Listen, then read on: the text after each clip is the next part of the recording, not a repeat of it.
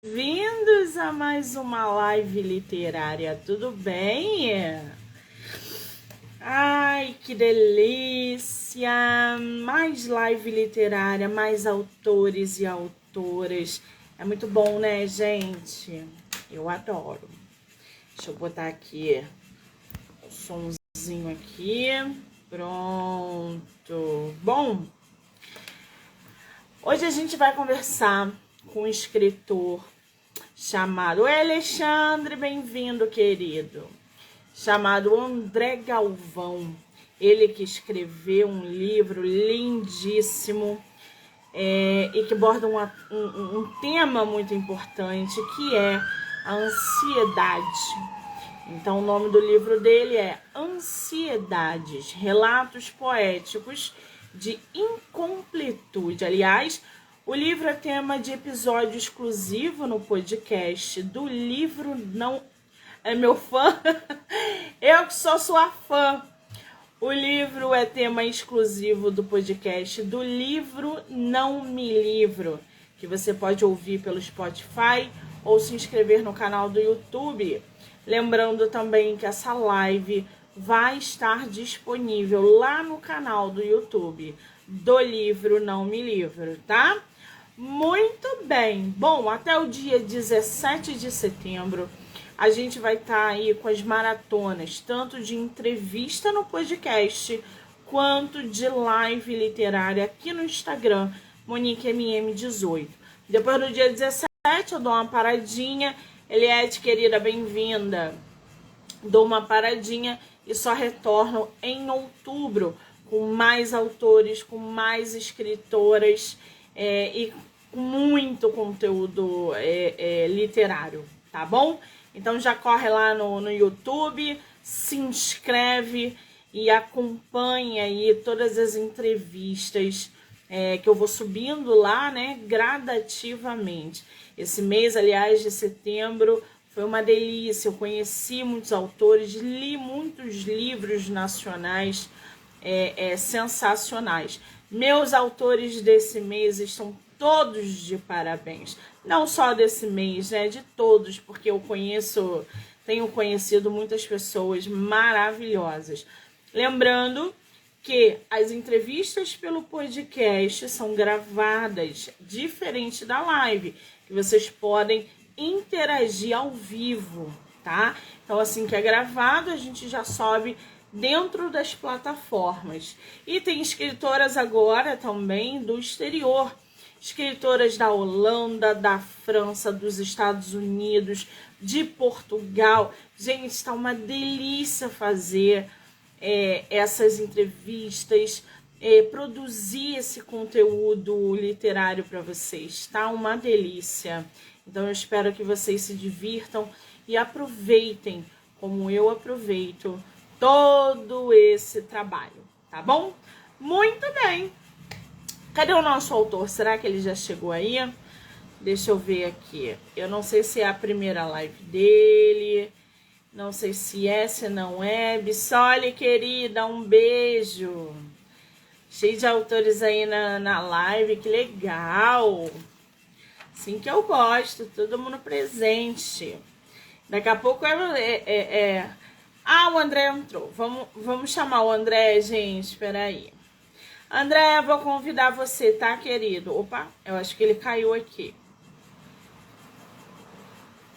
Ah, não. Só aceitar, tá?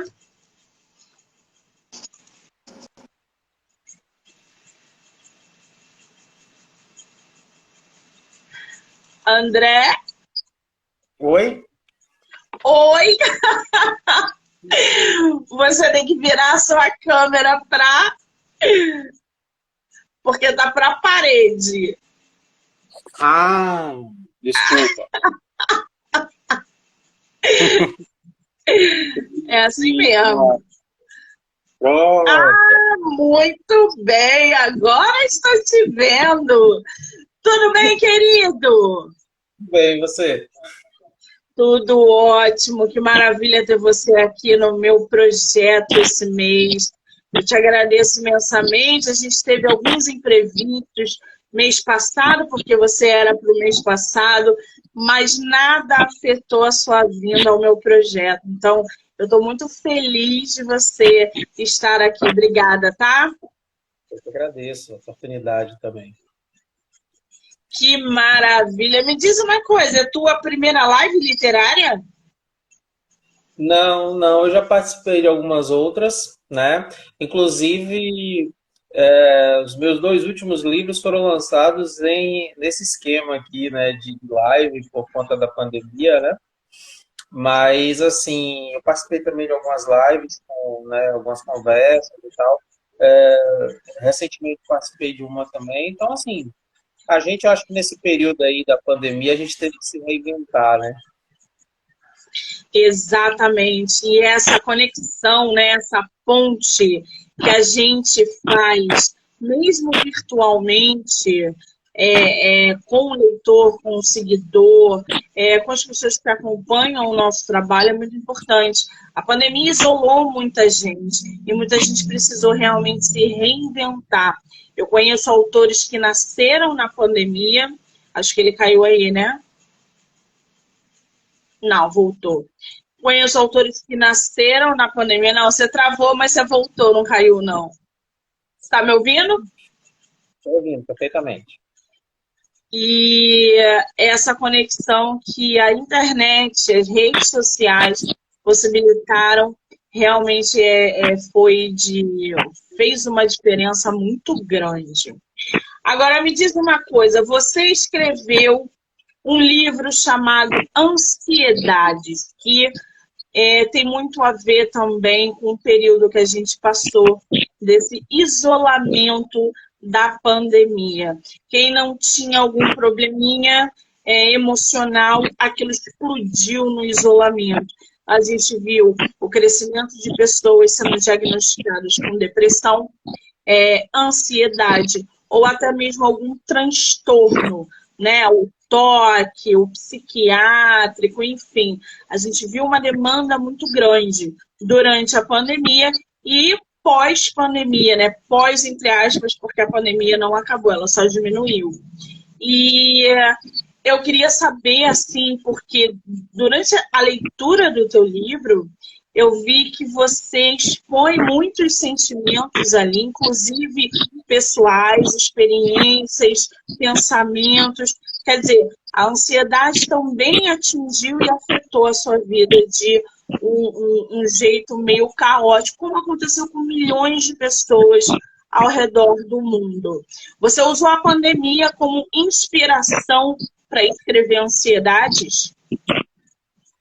Bom, em parte, né? Porque, assim, alguns desses textos que compõem o livro, eles foram escritos antes da pandemia, né? Eles não foram, alguns deles foram anteriores à pandemia. Porque a minha condição de ansioso, ela antecede a pandemia, né? Na verdade, eu me entendi com essa condição quando estava fazendo doutorado e aqui naquela loucura de tese, de escrita e tal, e sem conseguir progredir, aí eu procurei ajuda. E aí eu fui entendendo, né, que muitos daqueles bloqueios, aquelas coisas eram frutos da ansiedade. Então, isso eu fui, né, fazendo terapia e tal. E quando veio a pandemia, como você bem falou, mesmo para aquelas pessoas que não tinham aparentemente nenhum tipo de patologia ou mesmo de uma síndrome ou algo parecido, terminaram tendo por vários motivos. Né? Para mim foi muito complicado ficar em casa o tempo todo, sem poder. Acho que é uma coisa que foi universal, né? E isso, claro, isso potencializou muito a ansiedade, não só pelo medo da doença, né, pelo medo da enfermidade minha, dos meus familiares, das pessoas próximas, mas também por não poder restabelecer minimamente uma rotina, né, no dia a dia. E nesse sentido, a poesia foi fundamental para mim. Eu costumo dizer que a escrita é uma forma terapêutica da gente colocar para fora todos os nossos anseios e sentimentos e pensamentos. Quando a gente está triste, quando a gente está alegre, quando a gente perde, quando a gente ganha, é diferente da terapia em si. A gente exerce atividades terapêuticas para ter que lidar com os próprios problemas. A escrita, pelo menos, eu vejo que ela atinge essa meta de transparecer e colocar para fora coisas que nos perturbam, né? Entre outras coisas. Para vocês, gente, entenderem um pouco mais, eu fiz uma anotação onde o escritor trouxe já logo de cara no livro, que a OMS nos diz que 20 milhões de pessoas ao redor do mundo sofrem com a ansiedade. É muita gente, é um número muito grande. Então, quer dizer, é um problema, assim, eu conheço uma pessoa que ela depressão, ansiedade, na pandemia desenvolveu um toque e ela está tentando se recuperar. Ela está tentando, com muita terapia, com muito medicamento. Então, o que era antes da pandemia, meio que agravou agora. Agora que ela está começando a sair, agora que ela está conseguindo interagir. Mas 20 milhões de pessoas que sofrem de ansiedade é muita coisa e não é besteira. O André, o seu livro você publicou por editora? Sim, pelo selo editorial Starling, de Minas Gerais, de BH. Até então de BH, né? Você é de Minas? Não, eu sou da Bahia, eu moro em Amargosa, no interior da Bahia. Mas, assim, eu já tinha publicado antes pela Penalux, que é de São Paulo, né? E agora eu publiquei pela Starling, que é de Minas. Isso são essas andanças que a gente faz, né? Eu havia conhecido a Starling por uma antologia da qual eu havia participado, eu gostei bastante, fiz amizade com o editor, né, com o Rodrigo, e aí meio que para esse projeto surgiu essa parceria, né, de fazer lá com eles. E foi tudo muito bem, tudo muito tranquilo, né, foi muito bom. Só para eu entender, você tem Ansiedades publicado, quais são os outros livros anteriores a esse? Bom, meu primeiro livro foi em 98, né, muito tempo atrás, né, foi um livro em coautoria, né, com dois amigos, com o Fabiano Serbato e Felipe Lobo. A gente publicou aqui em Salvador por um selo editorial que era promovido pela Fundação Cultural do Estado, né. Aí depois eu levei um bom tempo sem publicar, fui publicar 20 anos depois, né, em 2018, pela Penalux, o meu livro de retomada, que é A Travessia das Eras, esse é o meu primeiro livro solo. Em 2020, eu publiquei Depois do Sonho, também pela Penalux. E aí, em 2021, né, uma Ansiedade, pelo selo Star. Quer dizer, você já tem um caminho extenso dentro da literatura. E isso me deixa com a pulga atrás da orelha. Você publicou o livro em 98. Nós estamos em 2022. Como é que você vê essa evolução no meio literário, de você estar publicando, de você estar divulgando? E de 98 para cá, muita coisa aconteceu. O mercado modificou totalmente. Como é que você vê essa transição, essa evolução, esse progresso, tanto de publicação quanto de divulgação? Porque em 98 você não fazia live para divulgar livro, né? É uma loucura isso. Como é que você vê essa transformação no meio literário? Monique, é uma transformação profunda, né? Eu posso dizer que em 98, né, você não tinha, para um autor que tá fora do grande circuito, né, que são muitos, você sabe muito bem disso, para você publicar era infinitamente difícil, porque as editoras, você tinha basicamente as editoras tradicionais, para as quais você tinha que submeter um trabalho, esperar, né, que um dia viesse e tal e tal. Hoje não. Hoje você tem, primeiro, o advento das editoras de baixa tiragem, que transformou completamente esse mercado editorial para nós, né? Porque hoje a gente pode fazer uma autopublicação por uma editora que dá uma estrutura interessante de ISBN, capa, revisão, tudo mais, trabalho profissional, e você imprime ali 30, 50 cópias, então fica, você consegue realizar o sonho de publicar. Então, eu vejo que nesses 20 e poucos anos aí mudou radicalmente. Primeiro, o acesso à possibilidade do autor publicar seus livros e a questão da divulgação. Queira ou não, as redes sociais elas revolucionaram a possibilidade da nossa divulgação com autores, desde o Facebook, né? Acho que desde o Orkut já, né? Mas assim, nada Orkut, mas assim, o Facebook e o Instagram, eles nos permitem esse momento aqui, né? Entre outros, você divulga, tem uma resenha, você já divulga, já alcança um número interessante, e antes isso era impensável, né? Antes você só tinha o lançamento do livro. E rezar, ter bons contatos para cair num jornal e alguém noticiar que o livro foi lançado, ou algum amigo que fizesse uma resenha, mas fora isso não existia. Gente, que loucura, né? Eu nem sei o que eu estava fazendo em 98, mas hoje, quando eu paro para quando eu paro para pensar que a possibilidade de um escritor iniciante, independente, obrigou meio que as editoras a se readaptarem ao mercado, eu vejo isso como um progresso. Eu vejo que quando o escritor não é mais escravo do que a editora quer, do que ela exige, eu vejo um progresso. É óbvio, as plataformas digitais possibilitaram muitas pessoas que desde sempre escrevem seus livros e nunca tiveram a oportunidade de publicar, estarem publicando atualmente. Isso fez com que o mercado aumentasse gradativamente e rapidamente, na verdade, né? Então, a gente está vendo muitos autores. E a gente está vendo também nascimento de muitas editoras independentes que oferecem justamente os serviços de tiragem, que é sensacional. A Wiclap está aí e não deixa mentir, né?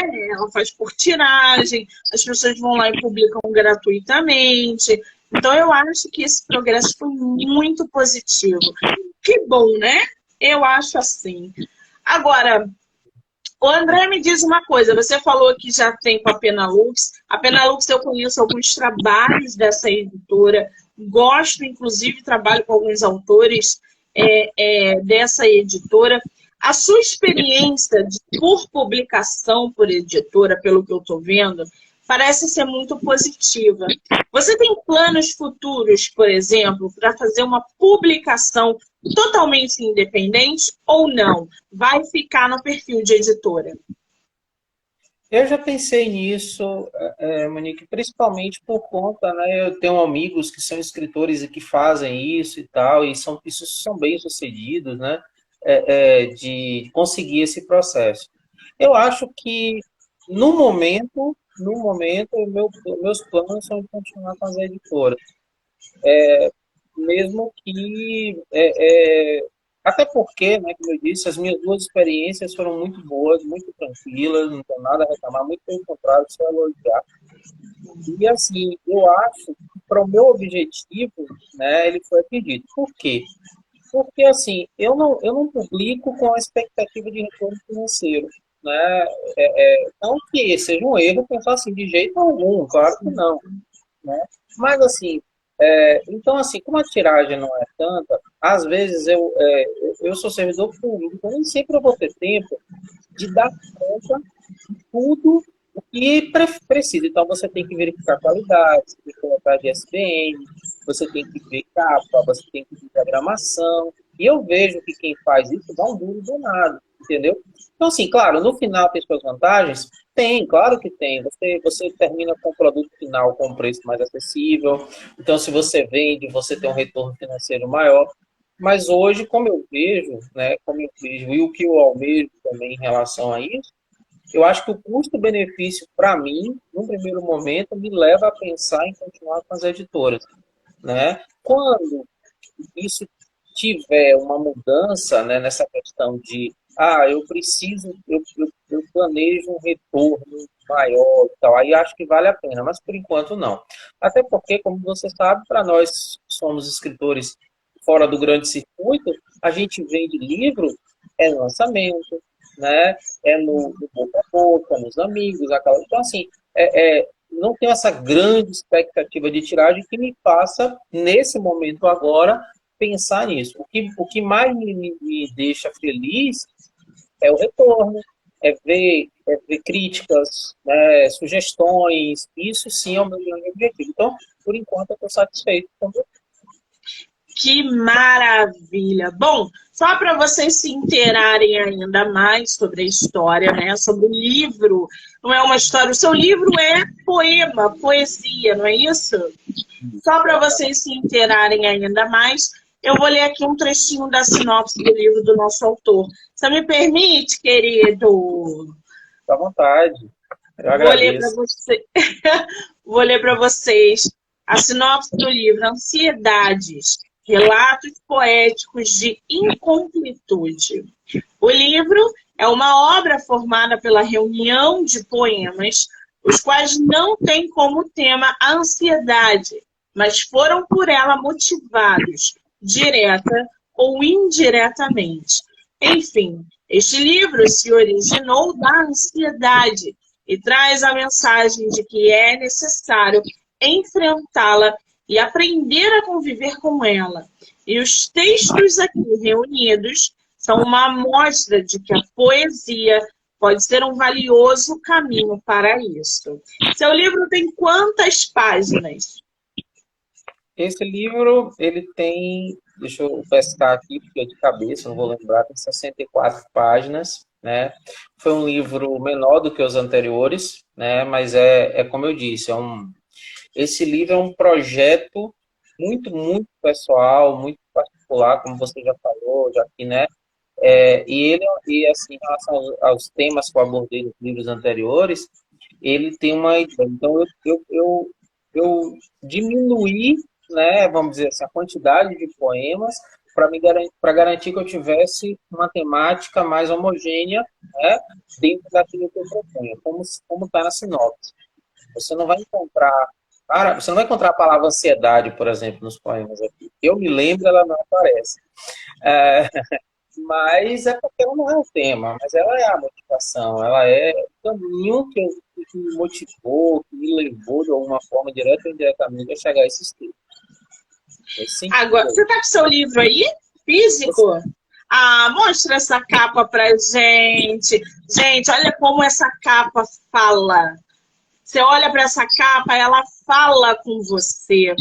Como é que foi a produção dessa capa? Foi uma ideia que já estava idealizada? Você já tinha uma concepção de como ela seria? Ou foi uma ideia em conjunto com a editora? Como é que surgiu esse projeto? Porque parece uma caverna, né, mental, e dentro dessa caverna mental, gente, essa capa fala, olha isso como fala, grita, né?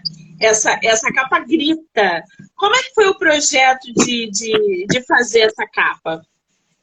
Bom, o start inicial para o conceito, né, dela surgiu da editora, né? Assim, como você sabe, as editoras elas nos dão no início alguns modelos de capa para a gente poder direcionar, né? E aí veio um modelo, né, que era nesse formato mais ou menos. E aí no primeiro momento, até pelo que você acabou de falar, eu disse, olha, a identidade que tem é essa aqui, esse desenho, essa concepção aqui, e o treinamento. E aí foram os ajustes, né? Ajuste de cor, de tonalidade, de centralização, de como o nome ia ficar, fonte do título, né? Posição, né, das palavras. Então, assim, é um processo muito tranquilo, né? No sentido de que, quer dizer, tranquilo para um ansioso, e normalmente a gente é meio indeciso, né? Eu, pelo menos, eu sou. Eu ficava, meu Deus, será essa fonte, essa outra? Eu teve alguns momentos, não me dá muita opção, não. Dá só duas, porque aí fica mais fácil. E aí, assim, eu acho que depois, né, quando a gente foi vendo, eu tenho até, né, para mostrar a evolução, eu acho que, de fato, contemplou a ideia, né? Porque a proposta é essa, centrar na mente, né? Porque a mente,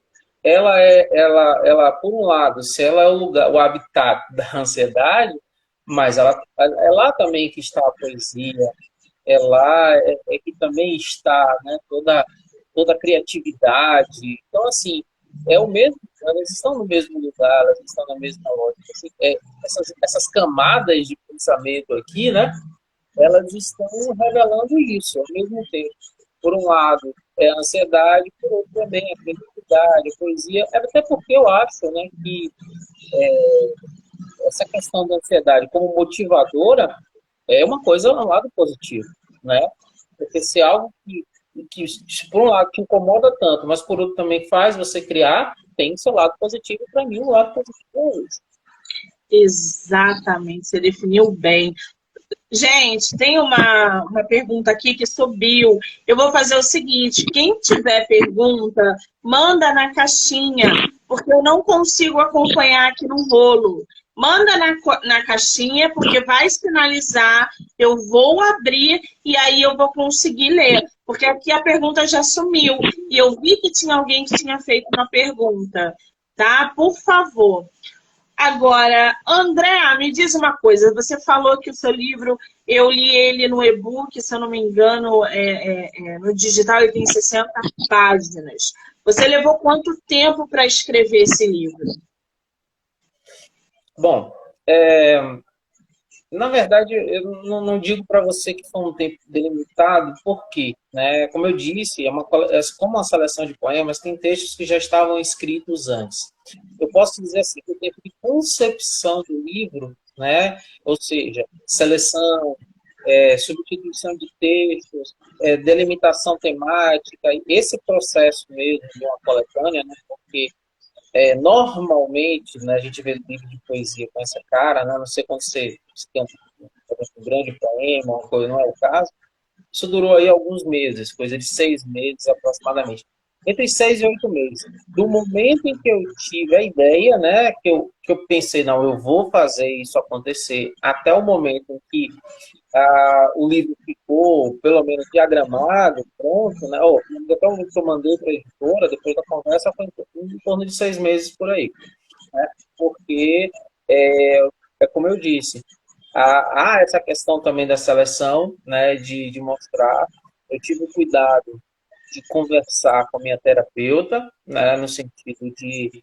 Porque, assim, a minha ideia, Monique, era falar da ansiedade sem que fosse algo destrutivo, que fosse algo que fosse uma coisa que desanimasse quem lesse, sabe? Que fosse algo que levasse uma imagem muito negativa. Na verdade, a imagem que eu quero passar aqui é tentar assim, olha, através da poesia eu mostro as dificuldades, mas eu mostro também a superação e que é possível, e que há muitos caminhos para se superar.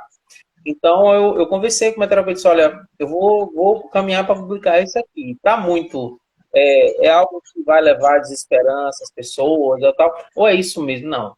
Ela falou, não, tá ok, é isso mesmo, né? Você sabe muito bem, mas a gente conversa. Então, assim, eu acho que isso foi importante para mim, porque essa é a mensagem, né? Que a gente... Não há problema que a gente não possa vencer, e que a gente se propõe a isso. Exatamente. Tem uma pergunta aqui, a Lenara está falando o seguinte: você tem autonomia nas escolhas até a finalização do livro para impressão? A editora apenas sugere te deixando livre ou não? Bom, nesse caso aqui foi bem assim, foi bem dialogado, né? O que a gente não tem muita autonomia, e aí eu entendo que é um processo, é nessa questão, por exemplo, do modelo gráfico, que, na verdade, a gente escolhe entre modelos, né?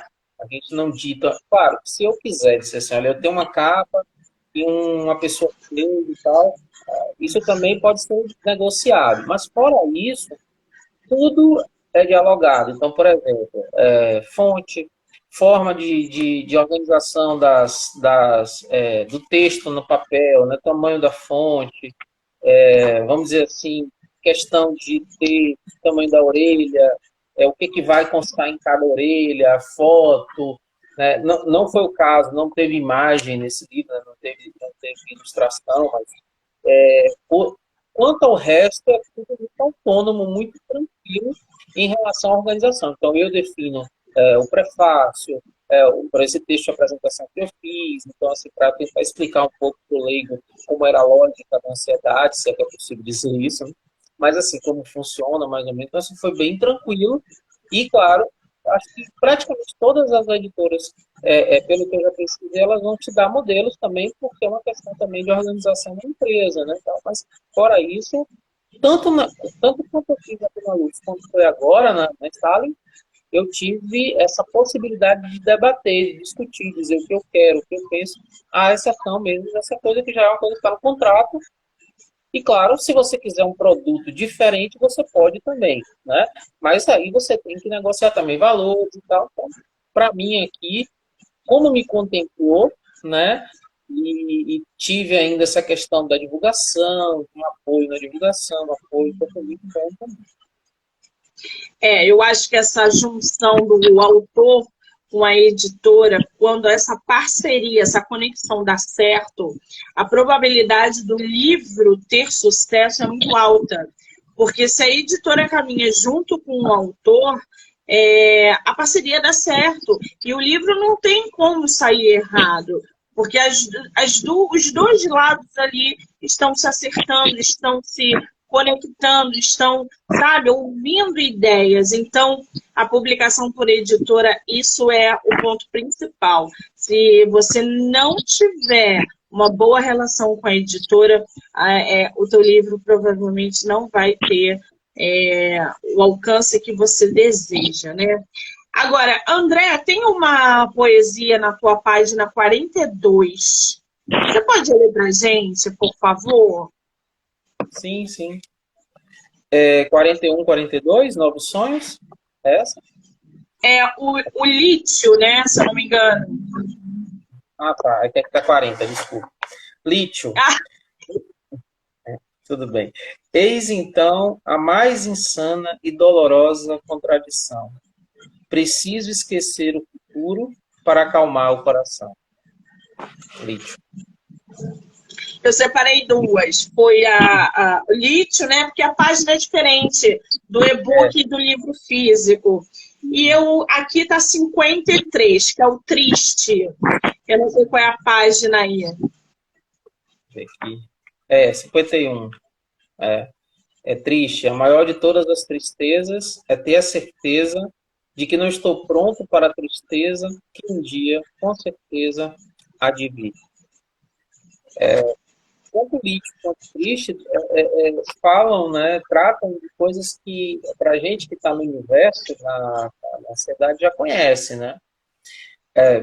De uma forma muito simplista, mesmo, sem ter nenhuma intenção, não sou profissional da psicologia, né, mas o que eu sei eu aprendi lendo e nas terapias, na terapia também, porque a gente aprende, é que, por exemplo, normalmente, como diz, bem simplista é o seguinte: a depressão ela tem a ver com o passado e a ansiedade tem a ver com o futuro, né? Claro. Então, a ansiedade ela tende a catastrofizar o que vem, né? Mesmo que depois você veja que não é nada daquilo. Mas, então, assim, essa coisa de esquecer o futuro, né? É uma simbologia muito forte, né? Que às vezes determinados pensamentos, né, eles conduzem você a ter uma expectativa muito pior do que de fato é o que vai acontecer. E é isso que causa, né, entre outras coisas, mas isso é um dos vetores, para essa tal de ansiedade, de a gente isso, tirar um pouco a nossa paz, a nossa tranquilidade, por aí vai. Então, ambos os poemas, eles tratam um pouco disso, né, de projetar, né, projetar. E aí vem a poesia porque assim, quando você consegue colocar isso no papel, né, quando você consegue, pelo menos comigo, né, dar uma paz, naquele momento que aquilo vai, né, desce, e você coloca ali, que é uma coisa difícil de explicar, né? Mesmo que você não vá publicar, nada disso, sabe, é uma catarse muito própria, muito particular. Cara, você falou agora tudo. Eu me sinto exatamente como você descreveu agora. Quando a gente coloca no papel e tira aquilo, a gente se sente melhor, mais leve. Algumas pessoas precisam conversar sobre os próprios sentimentos para se sentirem bem. Outras pessoas pintam, outras pessoas fazem escultura. Nós, autores, escrevemos. E é uma coisa que a gente não consegue explicar. Quando a gente joga aquilo para o papel, a gente consegue respirar melhor. A gente fala, cara, era isso que estava me impossibilitando de respirar? Nossa, se eu soubesse, já tinha feito isso antes. É uma coisa que a gente não consegue explicar. Por isso que eu acho importantíssimo a gente encontrar não só a nossa essência, mas uma atividade terapêutica para lidar com os próprios problemas. É sensacional. Agora, você tem dentro do teu livro alguma poesia que você goste mais? Esse livro aqui, bom, é meio difícil, né? Eu já sou, né, como eu disse, assim, meio, como é, meio indeciso para as coisas, mas tem um aqui, eu só vou localizar aqui, mas ela está aqui, que eu gosto, porque fala um pouco sobre uma forma meio assim, generalizada, né, da forma como a gente reage. Né? Tá aqui. Gente, lembrando que o livro do nosso autor é tema de episódio exclusivo no podcast do Livro Não Me Livro, que vocês podem se inscrever no canal do YouTube e ouvir também pelo Spotify, tá bom? Tá lá e tá ótimo o episódio, tá? Eu sou meio suspeito para falar, mas tá ótimo. Meio suspeito é modo de dizer, né? Mas tudo bem. Estou aqui olhando, né? Cadê? Peraí que eu acho.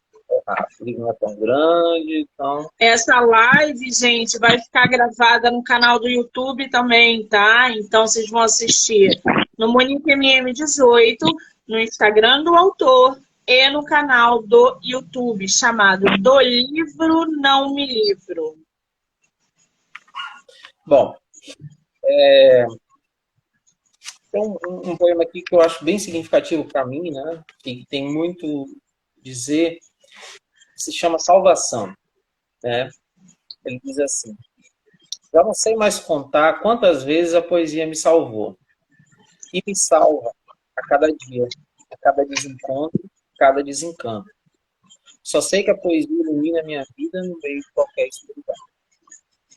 É um retrato, esse poema, do que o ato de escrever, do que sabe, isso faz, né? É uma coisa com o título Salvação não é um exagero, né? É mais ou menos isso mesmo, né? Essa coisa de essa sensação de purificação, de leveza, de diálogo com os próprios medos, com as próprias visões. Porque às vezes eu acho que o mundo que a gente vive nos abafa tanto, né? Diante de uma impotência, quando a gente fica indignado na rua, na TV, onde quer que seja. E uma das coisas que me ajuda é justamente ter a possibilidade de colocar isso no papel. Como eu disse, não é uma pretensão de publicar, é uma necessidade. E às vezes só o papel pode resolver. Só ele é capaz de aceitar o que vai dizer. Isso é uma salvação, não deixa de ser. Ai, que maravilha, né, gente? Quando a gente sai da nossa bolha e ouve coisas assim, para que a gente se conscientize da importância da arte na nossa vida. Né? A gente não é nada sem a arte. É só a gente encontrar aquilo que eu falei recentemente, a nossa essência. Agora, o André, eu vi que você é formado em letras, não é isso? E que o seu autor favorito é o Guimarães, não é isso? Me diz uma coisa, já que a gente está falando sobre literatura, Guimarães Quem não leu, por favor, leia. Guimarães é sensacional. E como você é formado em letras, você provavelmente tem essa visão também. Como é que você vê esses autores clássicos, a literatura clássica, chegando na geração atual? A gente está vendo que a garotada só lê um clássico, por exemplo, quando é obrigada a fazer um Enem, que eles não estão, talvez, tendo tanto interesse em autores nacionais clássicos ou livros clássicos como deveriam. Como é que você, dentro desse ramo literário, escritor, Guimarães como sua referência, como é que você vê essa conexão da juventude atual com a literatura clássica? Bom, primeiro eu acho que, de fato, é um problema, há um distanciamento, né? Talvez por essa avalanche de novas linguagens, de novas plataformas, isso afaste, né, o interesse, principalmente, do adolescente, né, dessa proposta do clássico, uma proposta, né, entre aspas, atrasada em relação ao tempo que a gente vive hoje, né? Não é atrasada na sua essência. Isso nunca. O clássico, ele é todo. Eu vejo um grande problema. E, assim, eu acho que, de certa forma, eu acho que isso é fruto de uma sociedade, como um todo, que não valoriza muito, né, essa proposta de aprofundar o conhecimento, de aprofundar a discussão sobre as coisas. Vou fazer uma comparação bem simples aqui. Se você olha hoje no jornal, falar jornal, que é outra coisa que essa nova geração acho que não sabe nem para Não que sabe o serve. que é. Eu adorava o jornal. Hoje já é tudo de achar para comprar. Ainda mais que eu moro no interior, o jornal não chega mais. Agora é só pela internet. E aí você pega, por exemplo, a título de comparação, uma matéria de jornal aqui no Brasil, né? E aí você vai vendo, e você pega uma matéria de jornal, qualquer jornal, por exemplo, da Espanha, Portugal, qualquer outra nação, mas assim, é incrível a profundidade do texto, né? A extensão do que se aborda numa matéria, para o que se faz, o que se tem feito hoje aqui no Brasil.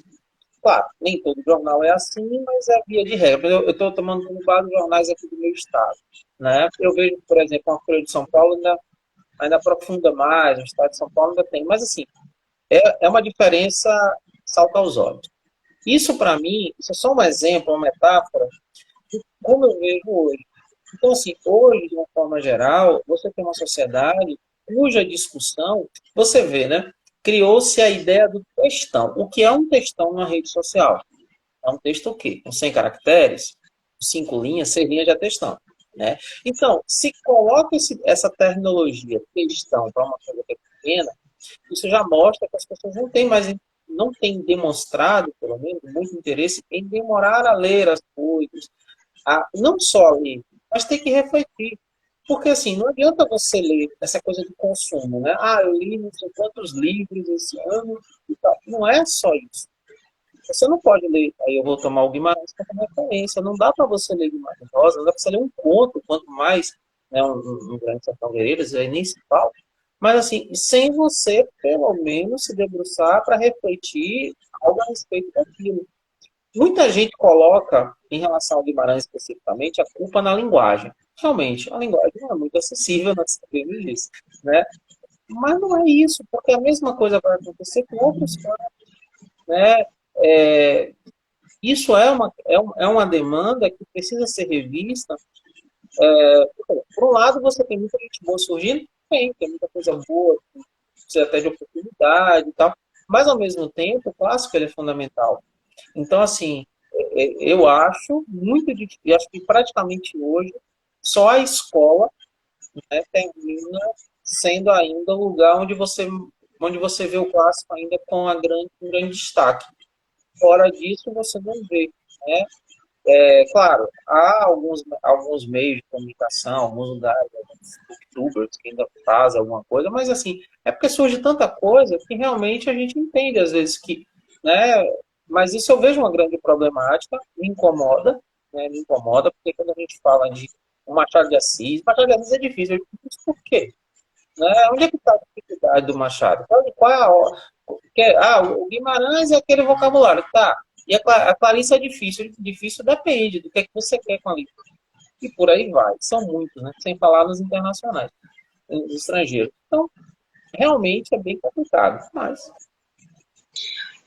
Eu torço para que essa geração desperte para a literatura. Eu torço para que o interesse, o incentivo, principalmente, aconteça constantemente dentro de casa e das escolas, porque eu não sei que tipo de geração estamos promovendo, né? Estamos tendo. Eu não sei daqui a 50 anos quem serão os leitores, quem serão as pessoas. Eu acho que a gente só pode definir uma pessoa a partir do momento, na minha concepção, tá, gente? A partir do momento em que ela começa a ler e tem referências de leitura. Uma pessoa, ela só consegue agregar intelectualmente, se eu estiver falando besteira, me avisem, mas a leitura é fundamental para esse progresso intelectual. E a geração atual só sabe ver TikTok, Instagram e não conseguem literalmente formar uma frase sem abreviar uma palavra. Então eu tenho muito medo dessa falta de incentivo à leitura. Óbvio, leitura clássica não forma ninguém, não é, a questão não é essa, mas eu acho muito importante que a gente incentive os jovens e as crianças a lerem pelo menos um livro por mês, pelo menos um livro a cada 2 meses, que leiam, incentivem. Agora, André, me diz uma coisa. Você começou a escrever com quantos anos? A escrita na tua vida surgiu desde muito novo? Como é que surgiu essa sua relação com a escrita? Bom, eu comecei novo, né? Assim, bem, eu me lembro assim dos meus primeiros textos, né? Os quais jamais revelaria para ninguém hoje em dia, claro. É, lá para os 12, 13 anos, né? Assim, aqueles textos, né, da adolescência, né? Como eu falei, eu sempre busquei uma relação com a escrita muito de colocar, de ser uma espécie de uma autoterapia. Então, assim, eu me lembro de textos ali aos 12, 13 anos, né? Primeiros textos, primeiras coisas. E aí, à medida que na adolescência, né, no ensino médio, eu fui tendo um contato mais vigoroso com a literatura. Assim, eu sempre fui muito estimulado a ler, porque meus pais tinham muitos livros em casa e liam bastante. Mas, assim, a escola, ela, queira ou não, ela direciona você para leituras que você vai descobrindo, né? E aí, a partir do momento que eu fui tendo contato, aquilo me estimulou. E aí, assim, depois de 17, 18 anos, foi, né? Aí que eu entendi que a escrita era um caminho para mim, né? Então, eu comecei lá pelos 13, mas foi aos 19, 18, 19, foi o meu primeiro livro, eu tinha 21 anos. Né? Então, assim, foi cedo, né? Para aquilo que eu imaginava. Mas foi nesse caminho aí. E essa questão da escrita, né, tem a ver muito com o estímulo à leitura, né? Eu costumo dizer isso. Uma casa com muitos livros pode ser só um enfeite para muitos, mas para a curiosidade de uma criança, isso tem uma simbologia muito forte. Né? Você começa a querer, por que tanto livro na estante? Por que esse livro está? Você quer abrir o livro, olhar, ver o que tem dentro. Quando a gente é criança, a gente quer ver se tem figura, né? Mas, fora isso, a gente começa a conviver com eles, a ver o nome dos autores, a ter curiosidade. Eu gosto muito dessa perspectiva, né, que é uma perspectiva de letramento, né, letramento literário, de você ter contato com o livro, né, ver o que está com o livro. Então, eu acho isso bem interessante. Então, foi mais ou menos aí, né? Comecei cedo, agora publicar mesmo aí, só mesmo já... Engraçado, né? A minha primeira publicação foi um livro, de coautoria, né? Eu dei muita sorte, diga-se de passagem, né, porque foi uma oportunidade, né? E aí, pronto. Depois eu continuei escrevendo e tal, publicando em Você antologia. falou ainda agora que seus pais liam muito, né? E que você era sempre rodeado de livros. O seu interesse pela leitura, surgiu quando? Tipo, que livro você está lendo? Por que vocês estão lendo? Eu quero saber o que está acontecendo. Quando é que surgiu a sua relação com a leitura? Bom, a minha primeira relação assim que eu me recordo com a leitura foi de um estímulo da minha mãe, né, com O Pequeno Príncipe. Tem coisas que marcam, né? O meu primeiro livro que eu me recordo, que me trouxe curiosidade, que me trouxe referência, foi O Pequeno Príncipe. Porque tinha todas as simbologias do Pequeno Príncipe, né? Que é um livro, né, imortal, né? Um livro assim, cheio de referências, né, tão atuais até. E aquilo me chamou a atenção. A partir dali, eu me lembro que de vez em quando eu via os livros que eu lia. Meu pai era professor de literatura, então assim, tinha muito essa coisa de falar de poesia e tal. Então, assim, aos poucos foi formando a curiosidade, mas o primeiro mesmo, o primeiro start foi o Pequeno Príncipe. Gente, aí já fica a pergunta aí para vocês, tá? Qual foi o primeiro livro que vocês leram, que vocês recordam? O meu foi A Droga da Obediência. E vocês? Põe aí no comentário pra gente saber. Ai, eu adoro essas coisas, gente. Primeiro livro que eu li, que eu me recordo, né? Foi A Droga da Obediência e foi Robson Crusoe.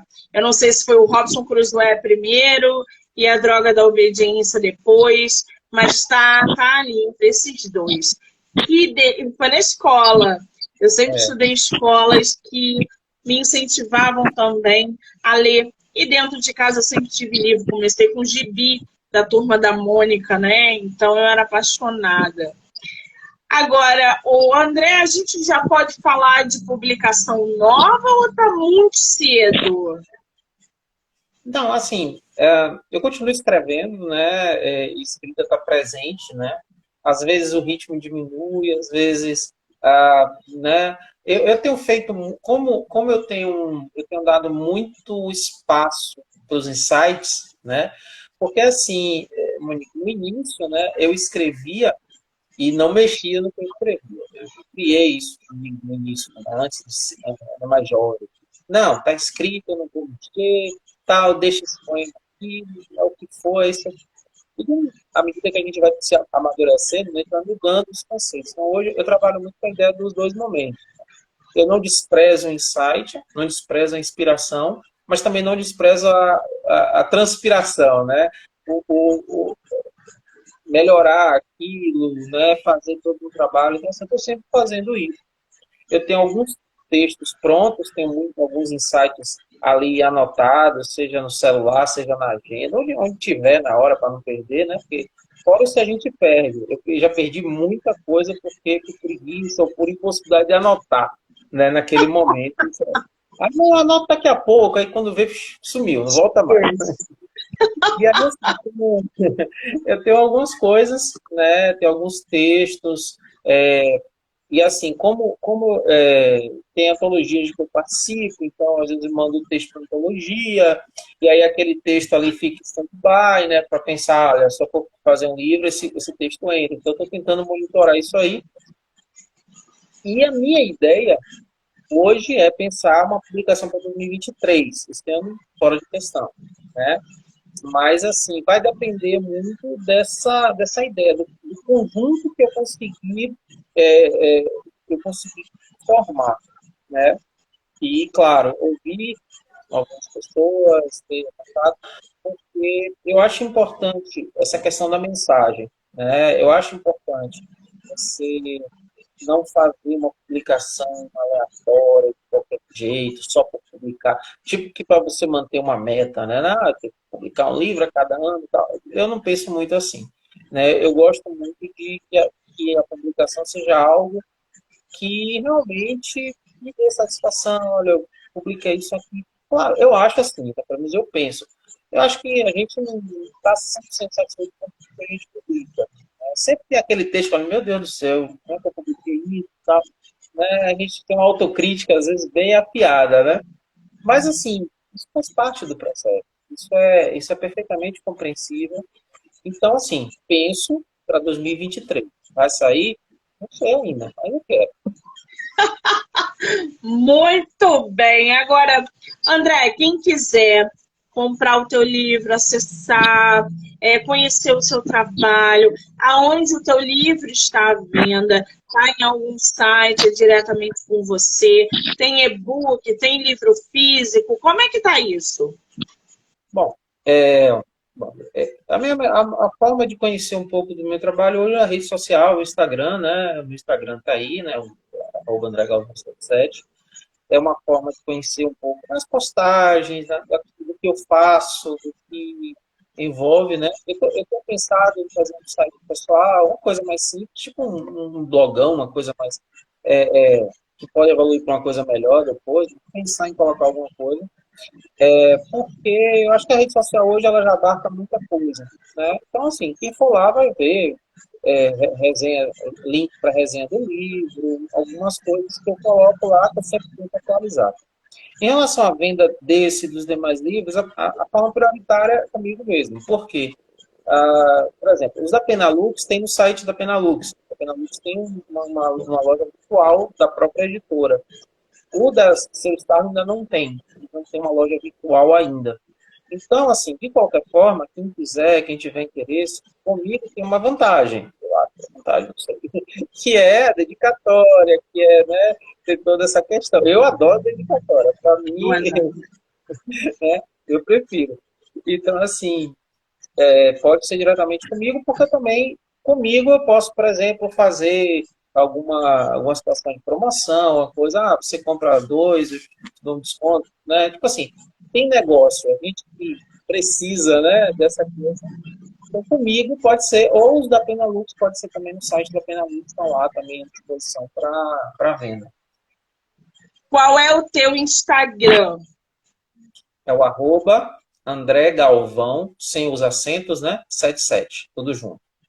André Galvão 77. Gente, eu vou deixar o Instagram dele descrito na live, aqui no feed do Instagram e no canal do YouTube, chamado Do Livro Não Me Livre. Então, vocês vão poder acessar o Instagram do autor, conhecer o trabalho dele, acessar os livros, interagir com ele. Corre lá e siga ele no Instagram. Ouviram? Muito bem. Agora, André, para a gente finalizar com chave de ouro, qual é o conselho que você, autor publicado de vários livros, dá para autores que estão chegando no mercado? Primeiro, nunca desistam de publicar se esse for o objetivo de vocês. Hoje, como a gente conversou aqui nessa live, existem oportunidades, né, de baixa tiragem para começar, né? Porque não, essa coisa de escritor profissional é um sonho distante. Um dia você vai chegar lá, mas não é assim, não é de cara. Quer dizer, pode ser, né? Vai que tem um talento aí, né? Que dá aquela coisa, rola química, né? Mas assim, para a gente que está começando, para quem está querendo começar, a primeira coisa, organiza o que você pensa, o que você acha que é bom publicar, o que você acha que é possível de publicar, seja na poesia, na crônica. Se você tiver uma pessoa próxima, um professor, um amigo, alguém que possa ler os textos, te dar umas dicas, né, ajudar você nessa organização. E a partir daí, comece a pesquisar as editoras. Instagram, por exemplo, tem trocentas editoras, muitas editoras. Né? Você conversa com as pessoas, vê quais são as propostas, o que está mais ao alcance, seu alcance financeiro, né? Pense nisso. Quando pensar o valor do livro, lembre que geralmente tem um frete, que às vezes pode encarecer um pouco mais, você tem que colocar isso na conta. Pense que você vai vender esse livro e esse livro precisa o valor final desse livro tem que ser algo acessível. Você não vai fazer um livro de R$ 80, quem é que vai querer comprar? Né? A gente tem que ser realista. Né? Então, tudo isso joga na conta. Mas, acima de tudo, eu acho que a questão da escrita está mais relacionada a uma realização pessoal, a uma catarse, a uma ideia de você ver aquilo que você fez, produzido, publicado. impresso do que outra coisa. A realidade é que é difícil você alcançar uma venda assim tão grande. É difícil. Claro, vai ter sempre aquelas pessoas que vão te garantir ali aquela venda, junto do seu lançamento, tal. Meu primeiro lançamento Travessia do Exército, eu vendi todos os lançamentos. Mas é aquela coisa, você está no local, tá cheio de gente, então aquilo favorece. Então, essa é a questão, conversar, entender que nem todo mundo vai ler o livro que está comprando, né? A gente sabe disso, tem gente que compra para te ajudar, mas não lê, bota ali na estante. E é começar a aprender a relativizar isso, porque eu acho que o autor, a maior expectativa é o feedback. Quer dizer assim, olha, eu li esse livro, eu gostei, eu não gostei, esse poema é legal, esse é ruim, esse conto é bom, esse sei lá. E às vezes não acontece, você fica ali naquela expectativa, poxa, eu vendi 40 livros, não fiz nada, meu Deus do céu, o que aconteceu? Então, assim, a gente precisa lidar com isso. Então, eu posso aconselhar você a organizar a organização e pensar em tudo isso, né? Pensar nesse processo até chegar ao livro publicado. Então, organiza a pesquisa e nunca desista. E se não dá agora, a grana, faz depois. Mas não existe, não é isso, não existe a parar por aí só porque está difícil. Sabe? Muito bem, dica de ouro, não desistir. É fundamental. Querido, olha, o tempo passou tão rápido que a gente ficaria aqui pelo menos umas 2 horas conversando sobre literatura, né? Que delícia! Eu quero te agradecer imensamente mais uma vez por você disponibilizar um horário de estar aqui conversando com a gente, falando sobre o seu livro, sobre esse tema ansiedade, que a gente viu aí que assola milhões de pessoas ao redor do mundo. Acho importantíssimo a gente aparecer para interagir, para nos mostrar. Então, eu quero te agradecer imensamente, dizer que eu sou uma privilegiada por você ter deixado de divulgar o seu livro. Aliás, um livro lindíssimo, como a gente viu aqui durante a live. E te agradecer, muitíssimo obrigada. E, sucesso é o que eu desejo para você hoje, sempre. Não pare de escrever, porque eu quero ler mais coisas suas. Ouviu? Eu que te agradeço, Monique. Parabéns pelo teu projeto, pelo podcast, pelas lives, pelo canal no YouTube. Seu trabalho é um trabalho muito cuidadoso, criterioso, pude perceber, né?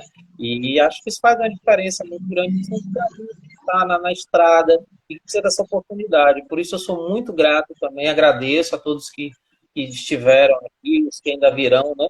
Que pode ver a live depois e tal. Então, sou muito grato.